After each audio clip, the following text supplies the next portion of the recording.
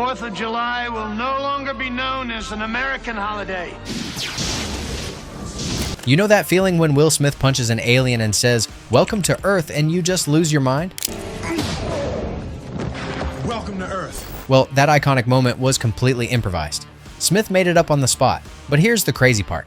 That wasn't the only secret. I found 20 secrets and accidents that made Independence Day the biggest movie of '96. From a presidential speech written in 5 minutes, to fake UFOs causing mass panic in California.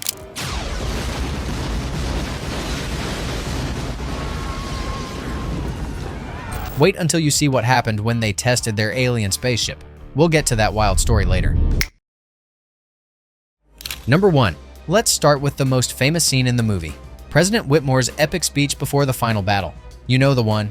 "Today we celebrate our Independence Day." Gives you chills every time, right? Today, we celebrate our Independence Day. Well, here's the secret nobody talks about. Co-writer Dean Devlin wrote that entire speech in 5 minutes as a throwaway placeholder. 5 minutes. He literally said to director Roland Emmerich, "Let me just vomit out something really fast, and then we'll spend time on it later and make it perfect." So he went into another room and banged out what became one of cinema's most quoted speeches. The crazy part? They never rewrote it. That 5-minute placeholder became movie history. And get this, Devlin basically borrowed it from Shakespeare's Henry V, the St. Crispin's Day speech before the Battle of Agincourt. He took Henry's "This day is called the Feast of St. Crispian." This day is called the Feast of Crispian. And turned it into July 4th will no longer be known as an American holiday. The 4th of July will no longer be known as an American holiday. Shakespeare wasn't gonna sue, so they kept it. Number 2. Now here's something that'll blow your mind about Jeff Goldblum and Will Smith's chemistry in this movie. You know all that natural back and forth between them? The way they just click on screen? Well, more than half of their dialogue together was completely made up. Dean Devlin confirmed that most of the conversations between Goldblum, Smith, and Judd Hirsch were improvised on the spot. Those moments when they're flying the alien ship into the mothership? Pure improvisation. And speaking of Goldblum, remember when he says, "must go faster" in the movie? Must go faster. That was actually Emmerich's idea to reference Jurassic Park, where Goldblum said the exact same line. Steven Spielberg was reportedly not happy about that callback, but it made it into the final cut anyway. Number 3. Here's where things get really interesting. The filmmakers didn't just randomly pick Independence Day as the title. It was a strategic weapon in a box office war. They knew Tim Burton was making Mars Attacks, another alien invasion movie. And they wanted to force a July 4th release date to beat Burton to theaters. By calling it Independence Day, they basically locked themselves into that holiday weekend. We named it Independence Day only to date it before Mars Attacks, because we knew that comes out in August. And claimed the summer's alien invasion territory. It was brilliant marketing disguised as a movie title. They literally used the name to win the summer before the first trailer even dropped. Number 4. Now this one's wild. The US military was actually on board to help with this movie at first. They offered full support, facilities, consultation, real pilots and officers as advisors. The whole deal. But then they read the script and saw all the Area 51 references. The Pentagon has a strict policy about not supporting any movie that suggests government cover-ups or conspiracy theories. I don't think it's a danger to us, but it must be to them. He turned it on just by touching. So they pulled all their support and walked away. The filmmakers had to find other locations and figure out the military stuff on their own. All because they wouldn't remove Area 51 from the story. Kind of ironic when you think about it. The government refusing to help with a movie about the government hiding aliens. Number 5. Here's where Fox made a decision that sounds crazy now but actually worked perfectly. They had one rule for casting Independence Day. Absolutely no movie stars. 0. The studio wanted every single dollar of that massive budget going towards special effects, not actor salaries. So instead of getting big names, they went with familiar faces who weren't quite bankable yet. Bill Pullman as the president? He was known but not expensive. Sorry, sir. Good job. Thank you. Well done, Captain. Yes, sir. Thank you, sir. Will Smith was still mostly the Fresh Prince guy. Jeff Goldblum was that quirky character actor from Jurassic Park. This no-stars policy is exactly why the movie could afford those incredible destruction sequences that made everyone's jaw drop in theaters. Number 6. But here's the twist about that casting strategy. Dean Devlin actually wrote the president's role specifically for his childhood friend Kevin Spacey. They'd known each other forever, and Devlin thought Spacey would be perfect for the commanding, inspirational leader role. So he takes the script to Fox executives, pitches Spacey for the part, and you know what they said? Kevin Spacey isn't movie star material. I'm not kidding. The executive literally told Devlin that Spacey just didn't have what it takes to carry a big blockbuster. Devlin had to fight them on it, but Fox wouldn't budge. All right. right, you alien assholes! In the words of my generation, up yours! But honestly, Bill Pullman's everyman quality probably worked better for that speech anyway. Number 7. Speaking of casting what-ifs, Will Smith almost didn't get his career-defining role either. The part of Captain Stephen Hiller was originally offered to Ethan Hawke. And Hawke's reaction? He hated the script so much he literally threw it out his car window. Just tossed it right onto the street like garbage. He thought the whole thing was ridiculous. Aliens. Explosions. Cheesy one-liners. Not exactly the serious dramatic work he wanted to do. But then July 1996 happened. Independence Day became the biggest movie of the year. Launched Will Smith into superstardom. And suddenly Hawke's looking at what could have been his franchise. He's admitted in interviews that turning down Independence Day was one of his biggest career regrets. Will Smith says, E.T., phone home, boom, and the place roars. Right. I mean, they basically get a standing ovation in the middle of the movie. Right. And I'm sitting there going oh my God. And I really didn't get the joke. That script he threw away? It was worth about $100 million in box office success. Number 8. And here's the most insane part about all this casting drama and studio politics.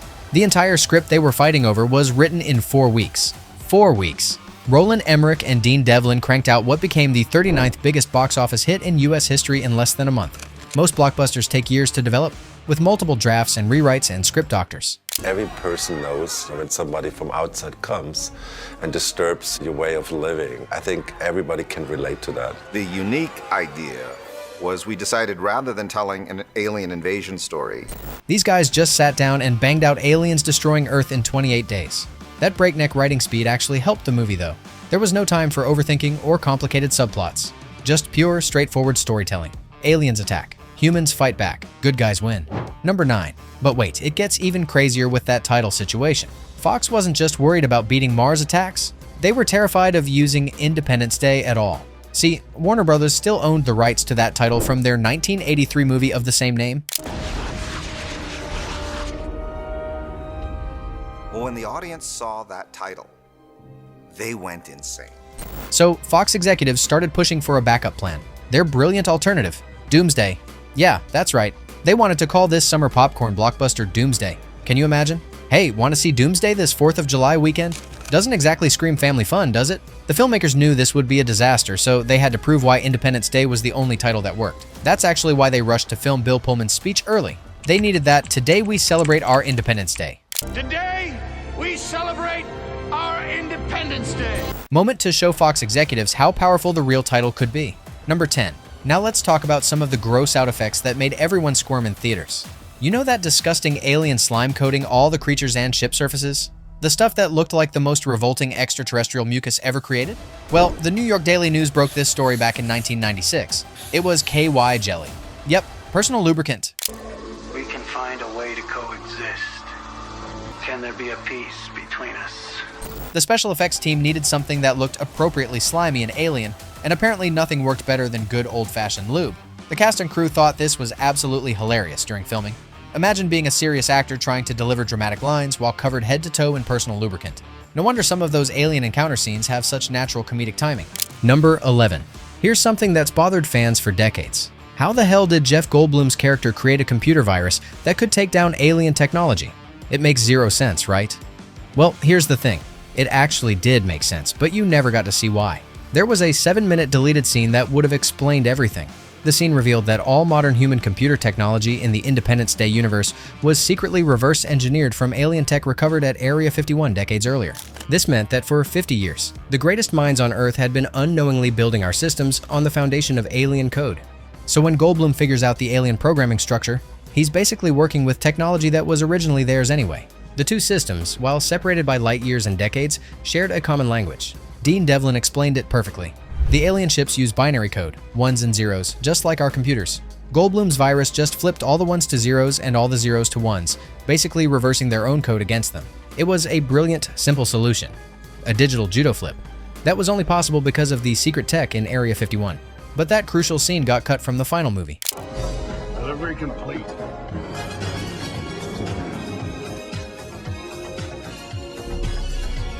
Leaving everyone confused about the computer virus solution.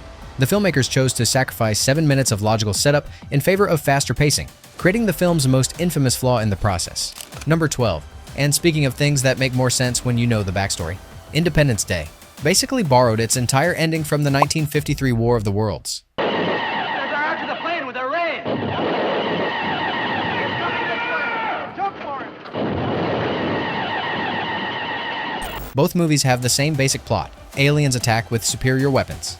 Human military gets destroyed. Tiny viruses save the day. Even the location choices were deliberate homages. The El Toro Marine Corps Air Station where Will Smith's squadron is based, that's the exact same facility used as the military headquarters in War of the Worlds. Roland Emmerich wasn't trying to hide these references.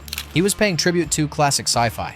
The virus defeating the aliens, the military base. Even some of the destruction sequences were direct callbacks to that 1953 film. It's like Emmerich took the War of the Worlds playbook and just scaled it up with 1990s special effects and a bigger budget. Number 13. Here's a fun detail that only the most eagle-eyed fans caught. Remember that SETI computer monitor showing all the deep space satellites?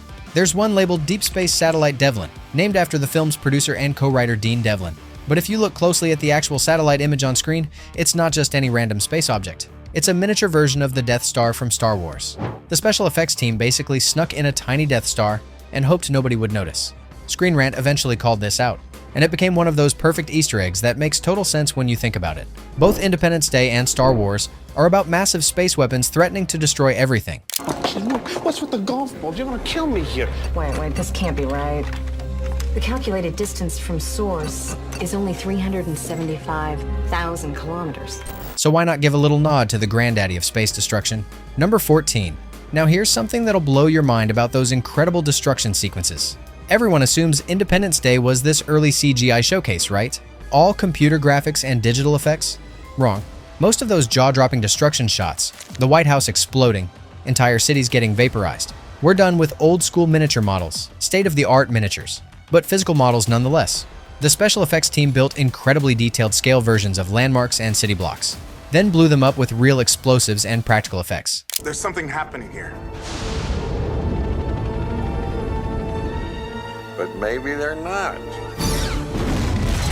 That's why the destruction looks so visceral and realistic. There's actual weight and physics happening because it's real stuff getting destroyed, just at a smaller scale. The combination of practical miniatures with some digital enhancement gave Independence Day that tangible, believable feel that pure CGI couldn't match in 1996. Number 15. But the best proof of how realistic their effects looked? They accidentally convinced people they were seeing real UFOs when the crew was testing the light-rigged helicopter that would represent the aliens' welcome wagon. You know, that ominous ship that hovers over cities before the attack.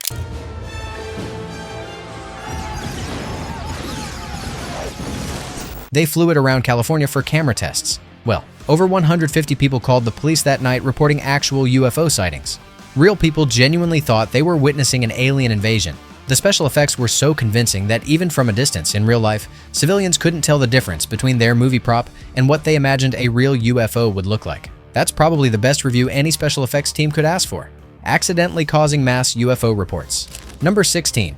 And speaking of iconic moments that happened by accident, Will Smith's most famous line in the entire movie was completely improvised. After dragging that alien pilot across the desert, Smith was supposed to deliver some scripted dialogue. Instead, he just looked at the unconscious alien, punched it in the face, and said, "Welcome to Earth." The directors loved it so much they kept it in the final cut.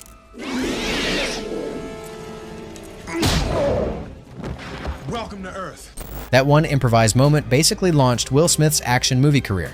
It perfectly captured his cocky, charismatic personality and gave audiences this perfect blend of humor and badass attitude. Sometimes the best movie moments happen when actors just go with their instincts instead of sticking to the script. Number 17. Here's one of the weirdest cultural impacts from the movie. Vivica Fox's character wears this dolphin-themed wedding ring throughout the film. It was just a random prop choice. The costume department needed a wedding ring and picked something with dolphins. No big deal, right? Wrong. After Independence Day became huge, that dolphin ring sparked a real-life jewelry craze. Like right in front of the what's this? Oh, that's nothing. Hold on, man. What is this? Jasmine kind of has a thing for dolphins, I don't know. Stevie, this is a wedding ring. People saw it in the movie, and suddenly everyone wanted dolphin wedding rings. Jewelry stores started getting requests for the Independence Day ring. It became this bizarre piece of cultural fallout, where a throwaway prop detail influenced actual fashion trends. Just goes to show how even the smallest movie details can take on a life of their own when the film becomes a phenomenon. Number 18. Roland Emmerich actually had a deeper message buried in all the explosions and alien fights.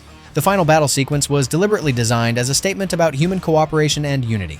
Look at who's working together to save the world. The Jewish scientist, the African-American pilot, the alcoholic crop duster, the ex-president turned fighter pilot. Emmerich wanted to show people from completely different backgrounds putting aside their differences to fight for survival. The diverse cast wasn't just for representation, it was the whole point. Humanity wins because everyone contributes their unique skills and perspectives.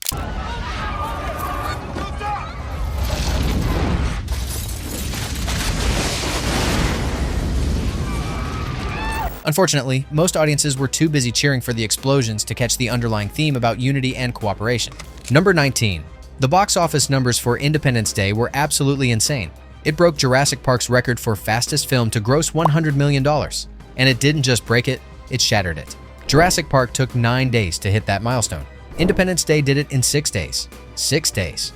That was unprecedented in 1996. To put that in perspective, this movie easily trounced other massive summer hits like Tom Cruise's Mission Impossible and Twister in ticket sales, establishing itself as the undisputed king of the year. The film basically redefined what summer blockbuster success looked like. The sheer scale of the destruction and the charismatic cast made it a true cultural event, forcing people into theaters immediately. It proved audiences were hungry for big, loud, spectacular entertainment. I read the first script. I recognized there was a certain kind of tone about it that was unusual, with this mix of action, humor, and... Oh no, you did not shoot that green shit at me!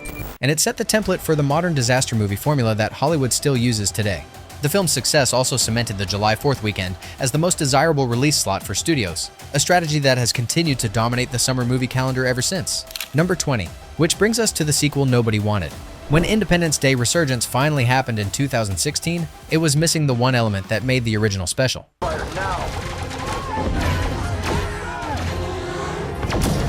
Now, Tom, now.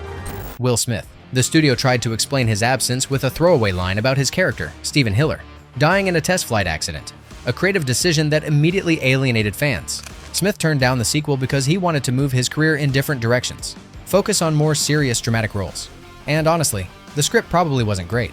Without the guaranteed box office draw of a certified global superstar like Smith, the sequel was already fighting an uphill battle. But without Smith's charisma and that natural chemistry with Jeff Goldblum, Resurgence felt hollow and lifeless. The sequel bombed spectacularly, proving that sometimes lightning really doesn't strike twice. It earned less than half of the original's worldwide gross, making it one of the decade's biggest Hollywood disappointments.